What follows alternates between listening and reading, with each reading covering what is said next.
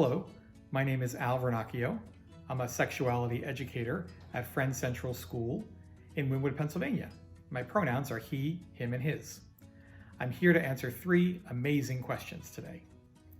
The first question is, who are sexuality educators that I really admire? I'm thinking of 2 people whose work is centered in gender equity and justice in general. And those 2 people are Ruth Bader Ginsburg and Justine Fonte, who was a great sexuality educator at the Dalton School in New York City.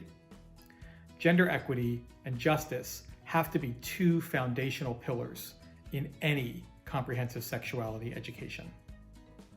The second question is, do I use AMAZE.org videos in my own teaching? I absolutely do. I'm the nursery through 12th grade sexuality education coordinator at my school. So I teach kids as young as 3 years old and as old as 18 years old. And throughout that whole range, I love to use AMAZE.org videos.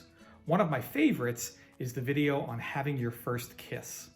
I think it is so lovely and real, and what I so appreciate is how it acknowledges that that experience can be a little awkward. I think the more we can do to normalize awkward in all the lessons that we teach, the better we are, because life is awkward.